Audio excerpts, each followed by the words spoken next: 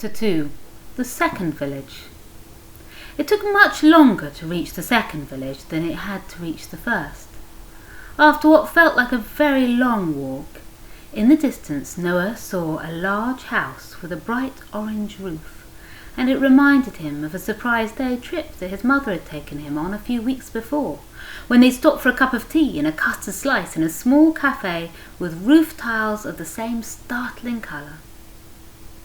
To his great delight, there was a pinball machine in the corner of that cafe, and he'd scored 4,500,000 points on his first attempt, topping the leaderboard and sending the machine into a delirium of whistles and bells. That was another achievement, he thought, remembering how happy he had felt at his triumph and how impressed his mother had been with him, particularly when she had a go herself and couldn't get past 300,000 points. "Have you seen this?" she'd asked the man, who was standing behind the counter, wiping his glasses with a dirty cloth. "My son just scored 4.5 million points at pinball." "So?" said the man, as if anyone could do that. "What do you mean, so?" she'd asked, laughing a little and looking round in astonishment. "He might become the world champion one day, and then you'll be boasting to people about how he got his start right here in your cafe." "Don't think there is a world championship for pinball," said the man, who looked like he hadn't smiled or hadn't had anything to smile about in a very long time indeed. "It's not a proper sport." "Neither is the 20-kilometre walk," said Noah's mother, "but they give medals for that at the Olympic Games." Noah had giggled at the time because he liked seeing his mother get so excited about something that he'd done. But he was surprised that it seemed to matter so much to her. In fact, everything that day seemed to be very important to her. "We can't waste a minute," she told him when they left the cafe, looking around for more excitement. "What can we do next?" The second village was a lot busier than the first. As the sun had come up by now and the grown-ups were all going off to work, with that expression on their faces that said they'd much rather stay in bed for another hour and not have to go out at all. Most of them rushed right past Noah, carrying their briefcases under their arms, umbrellas in their hands because they always feared the worst. But one or two of them looked at him suspiciously, knowing that he didn't belong there. Fortunately, it was still early enough that nobody was sufficiently interested to challenge him. He looked up and down the street, wondering whether there might be a cafe there too. Then perhaps he could play another game of pinball, and if he could achieve a high score that topped the leader list, maybe the owner would offer him a cooked breakfast to congratulate him on his magnificent achievement. He couldn't afford to buy one himself, of course, having decided not to steal any money from his father's wallet or borrow any loose change from his mother's purse before leaving home. Noah knew that it might have made things easier for him on his adventures, but he didn't want his parents' final memory of him to be as a thief. He looked around, but couldn't see anywhere offering the possibility of a free breakfast, and he felt a sudden rush of exhaustion sweep through his body on account of how early he'd woken up and how far he'd walked already.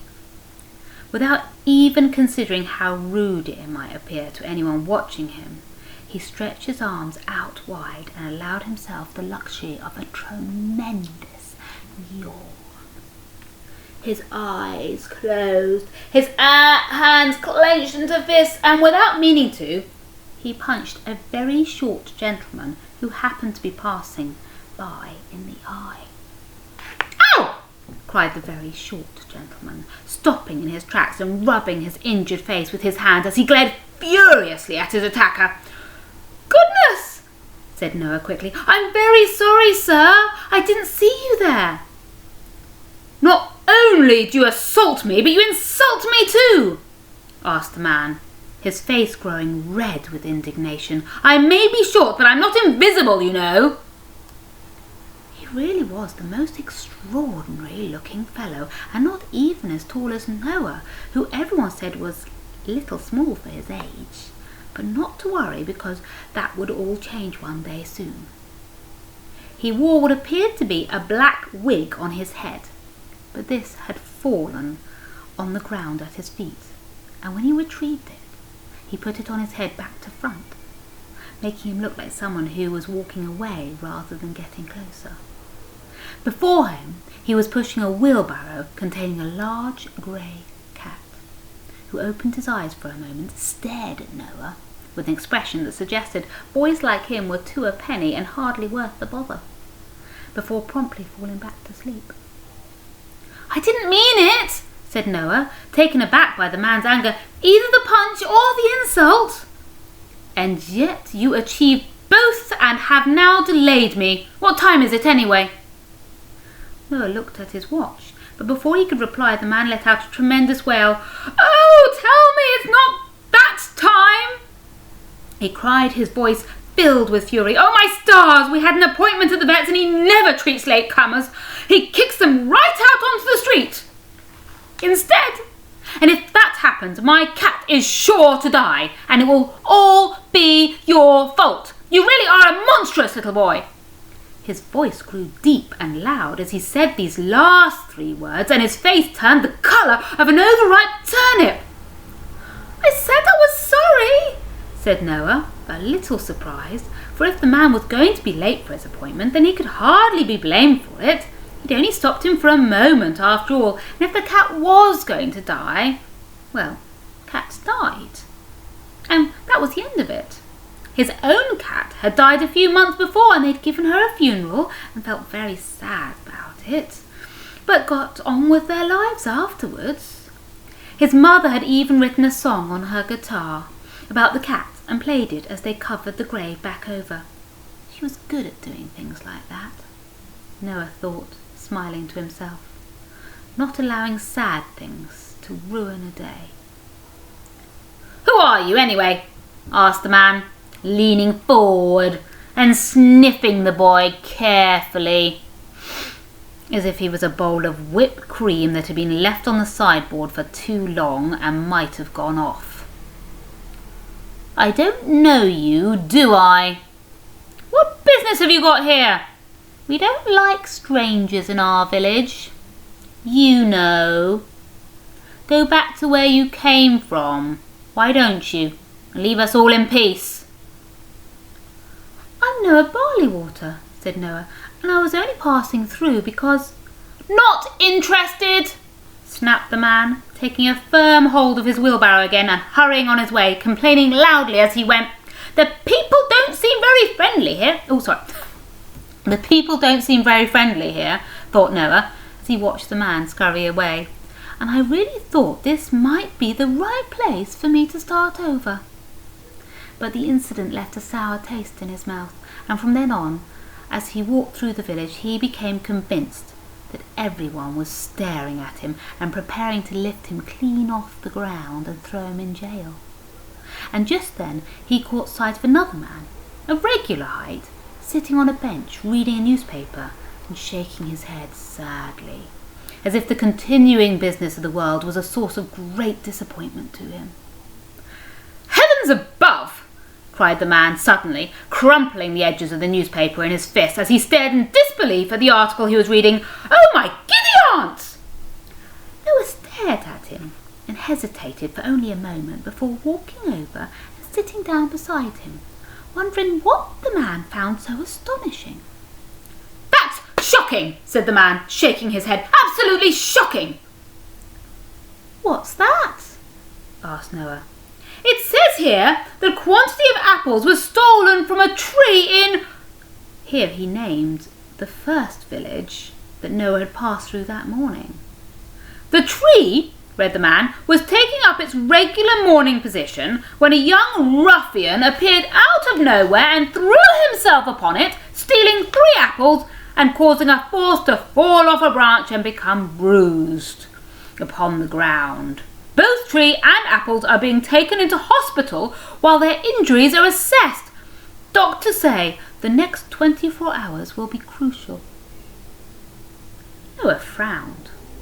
Although this news report bore a curious resemblance to his own adventure earlier in the morning, that had been taken place no more than a couple of hours before, so it could hardly be possible that it was already being reported in the papers. And was it even news? His father said they printed nothing in those rags anyway, just a lot of pointless gossip about a bunch of people nobody really cared about. "Is that today's paper?" asked Noah suspiciously. "Yes, of course," said the man. "Well, it's the evening edition, but I got an early copy." "But it's only morning time," said Noah. "Which is what makes it an early copy," said the man testily, turning his head to look at the boy before putting his glasses on for a moment and then taking them off again. "Good heavens!" he gasped, his voice catching in fright. Noah stared at him, unsure what had made him appear so frightened. But as he did so, he caught sight of a drawing that was placed beneath the story of the apple thief. An 8-year-old boy, short for his age, but with a fine head of hair, taking a great bite out of an apple. But how? He wondered. There hadn't been anyone around to see him. A large block of text was printed in a bold font under the picture.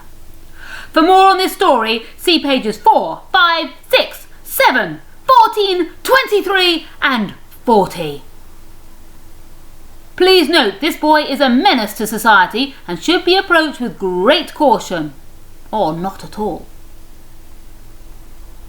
"I've been called worse," thought Noah.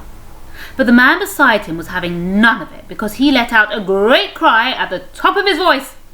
"It's him!" he cried. "Stop him, someone! He's a thief!"